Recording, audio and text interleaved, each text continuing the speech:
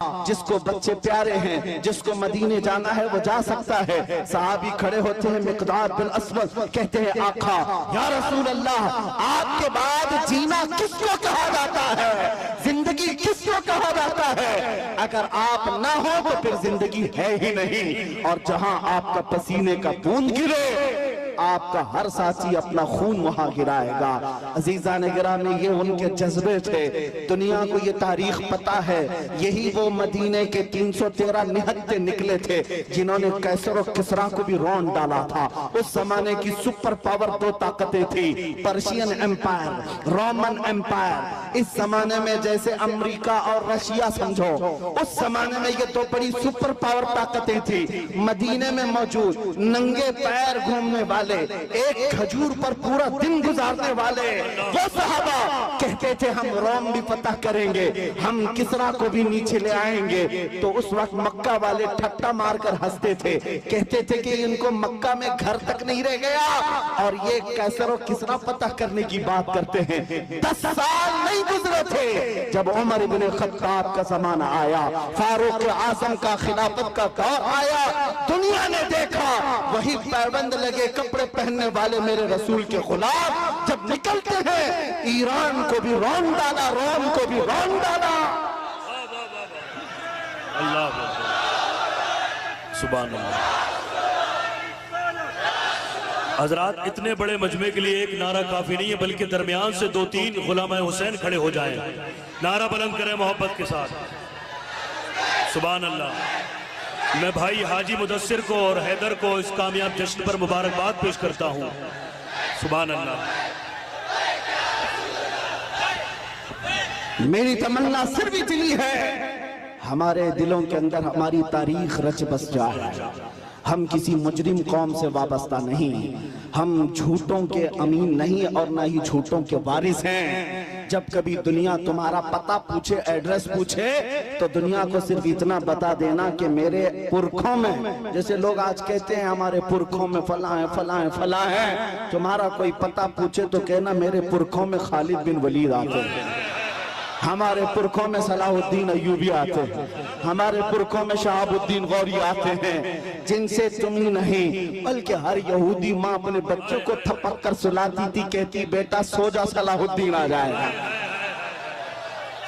ये तो अलमिया है, हम भूल गए, ये तो अलमिया है, तारीख हमारे बच्चे भूल गए। इसीलिए बार बार मैं ये कहता हूँ, हालात से खौफजदा न होना।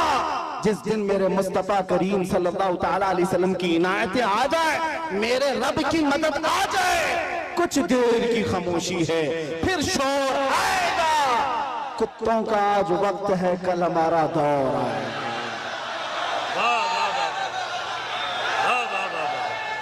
सुभान अल्लाह।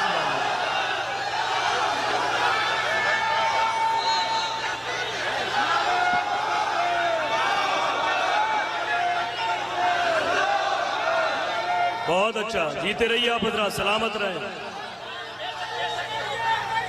ताजुशरिया ताजुशरिया। तवज्जो, नाज़िम इजलास ने आपसे कहा कि नारा लगाएं। मैं आपको बता दूं, परेशानी आपकी बढ़ न जाए, इसलिए कि नारे के लिए कोई कमी नहीं होती हमारे जलसों में। यूपी की सरजमीन में जलसे के बाद मौलाना साहब आए, कहा कि हजरत आपके जलसे में बैठा था, लब्बैक लब्बैक के नारे लगा रहा था, दूसरे दिन पुलिस वालों ने उठा लिया। अगर आप लोगों को भी डर है तो पहले से एहतियात कर लीजिए। तवज्जो तवज्जो तवज्जो, सुभान अल्लाह, तवज्जो मेरे अजीजों,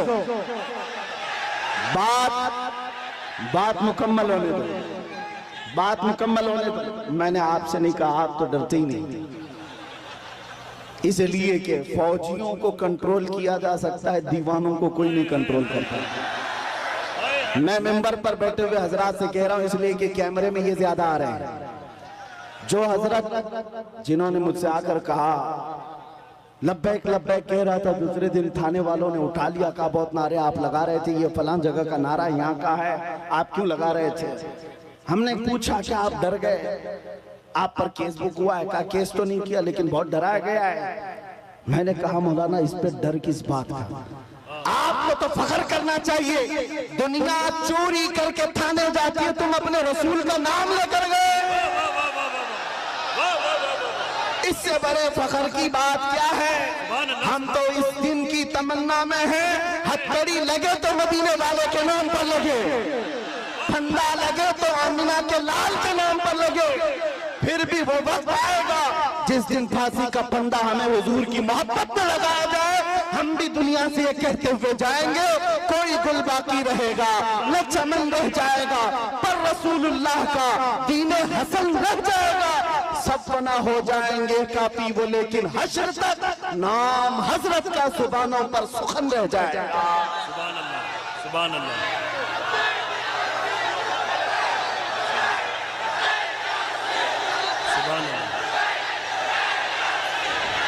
लब्बैक या रसूल अल्लाह। तवज्जो अजीज़ान गिरामी वक़ार, नबी करीम सल्लल्लाहु तआला अलैहि वसल्लम के दरबार में हमारी ये कबूलियत हो जाए। आप लोग एक बात मैं आपको बता दूं, हम ये नारा किसी को चिढ़ाने के लिए नहीं लगाते, हम ये नारा किसी को सताने के लिए नहीं लगाते। मैं तर्जुमा भी बता देता हूँ। लब्बैक या रसूल अल्लाह का मतलब होता है ए अल्लाह के रसूल मैं हाजिर हो, अल्लाह के रसूल मैं हाजिर हूं। किस बात के लिए हाजिर है आप? जब भी नारा लगाए तो ये कहना है आका, जब तुम्हारे नामोस पर नाम, तुम्हारी इज्जत पर कोई उंगली उठाए, मैं अपनी गर्दन लेकर हाजिर हूं, मैं अपनी जान लेकर हाजिर हूं। जिसका तर्जुमा अगर बरेली की जुबान में सुनना है तो यूं है, करूं तेरे नाम पे जा फिदा, न बस एक जा दो जहां फिदा, तो जहां से भी नहीं जी भरा, करूं क्या करोड़ों जहां नहीं। हुजूर के लिए हाजिर हो जाना ये एक अज़्म का नाम है, एक हौसले का नाम है। एक साहब जो डिपार्टमेंट से ताल्लुक रखते थे, उनको हमने समझाया आपको क्या लग रहा है कि हम ये नारा लगाकर किसी को चिढ़ा रहे हैं? उन बेवकूफों को अरबी पता ही नहीं है, वो तो सिर्फ हमारी आवाजों से चिढ़े हुए हैं। तर्जुमा अगर उन्हें भी मालूम होता तो समझ में आता, ये तुम्हें नहीं पुकार रहे, आमिना के लाल को पुकार रहे हैं, इसलिए कि तुम्हें पुकार कर होना भी कुछ नहीं है। हमने देखा है 70 साल से पुकारते पुकारते लोग बूढ़े हो गए और तख्त ताज बदलते चले गए और हमारे कपड़े पुराने के पुराने रह गए। इसीलिए सुन्नियों समझ जाओ, इनको उनको पुकारने से कुछ नहीं होता। मारहरा मतहरा की एक आवाज आती है, किसी की जय विजय क्यों पुकारे, क्या गरज हमको, हमें काफी है सैयद अपना नारा या रसूल अल्लाह, हमें काफी है सैयद अपना नारा या रसूल अल्लाह। बस हम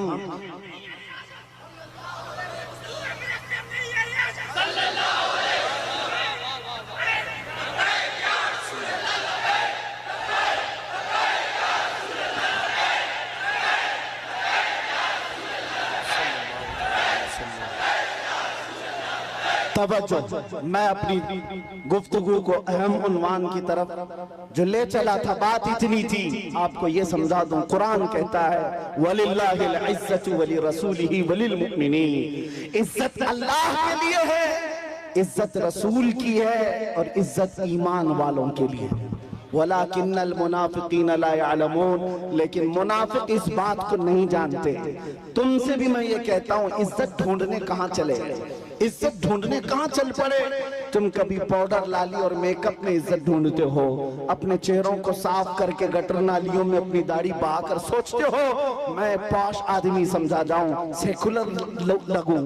लोग अभी चंद दिनों पहले की बात है, एक ऑटो चलाने वाले उन्होंने हमसे आकर कहा कि हजरत आज के हालात बड़े खराब हैं, क्या दाढ़ी रखना जरूरी है, टोपी रखना पहनना जरूरी, हालात के एतबार से कुछ इजाजत है? मैंने कहा आज तो और भी जरूरी है, आज तो और भी जरूरी है, इसलिए कि जिसको तलवार और चाकू नहीं चुभती, तुम्हारी दाढ़ी चुभती है, चुभती है। लेकिन मेरे अजीजों एक बात मैं आपको बता दूं, लोग कंप्रोमाइज करने के चक्कर में ये पूछ रहे हैं कि हम बदल जाएं, हम बदल जाएं, कॉमन बन जाएं, सेकुलर बन जाएं। हमने कहा ठीक है, सब साफ कर लो, लेकिन ये गारंटी लिख करके दे दो, सब साफ होने के बाद 100 साल तक जिंदगी हमें मिलेगी। किसी के पास है गारंटी? नहीं है। तो फिर मैं कहता हूं जब मरना ही है तो हुजूर की सुन्नत पर क्यों ना मर जाए, हुजूर के अखलाक पर क्यों ना मर जाए। इज्जत जहां ढूंढने पर तुम निकले अजीजा ने गिरामी वक़ार, वो बातिल जगहों पर देखने लग गए। दुनिया अगरचे चंद दिनों के लिए तुम्हारे आसपास मंडलाएगी, लेकिन हकीकी इज्जत मेरे मुस्तफा के कदमों में है। जो उनसे वाबस्ता हुआ दुनिया उसकी तरफ हो गई। आज मुझ फकीर कादरी के लिए आज लोग इस कदर इज्जतों का मामला पे करते हैं, वो इसलिए नहीं है कि मैं कोई सियासी पार्टी का नेता हूँ। मेरी जो भी इज्जत है वो सिर्फ इसके लिए है, जब तक बिके न थे तो कोई पूछता न था। या रसूल अल्लाह, तुमने खरीद कर हमें अनमोल कर दिया। दुनिया अगर मुझे पहचानती है तो मेरे बाप के नाम से, मेरे खानदान के नाम से, या किसी प्रॉपर्टी के नाम से, या ओहदे और मनसब के नाम से नहीं, सिर्फ इस नाम से जानती और पहचानती है कि किसी पाखंडी को उसकी औकात याद दिलाया गया था। नबी पाक की शान में भौंकने वाले कुत्ते को उसकी औकात याद दिलाई गई थी। और मैं ये कहता हूँ, ये सिर्फ मैं तन्हा नहीं, हमारे मोहल्ले का हर बच्चा आशिक रसूल हो और मुंह तोड़ जवाब देने के काबिल हो। सारी बातें एक तरफ, हम हर चीज सह लेते हैं, जुल्म बर्दाश्त कर लेते हैं, लेकिन मेरे नबी की नामोस पर बात आए तो हमसे बर्दाश्त नहीं होता। और यही ईमान है। अगर ये गैरत आज तक बाकी है तो समझ लो ईमान जिंदा है, और जिस दिन ये गैरत खत्म हो गई ईमान भी चला गया, तुम चलती फिरती मुर्दा लाशें हो और कुछ भी नहीं। इसलिए अजीजा ने गिरामी वक़ार, नौजवानों, आपसे मैं कहता हूँ बेचैनी दूर करना है, बेकरारी दूर करना है, और ये घुटन वाली जिंदगी से आजाद होना है। एक बार तुम्हें मदीने के ताजदार के कदमों में आना है। दुनिया उसके बाद तुम्हें हजार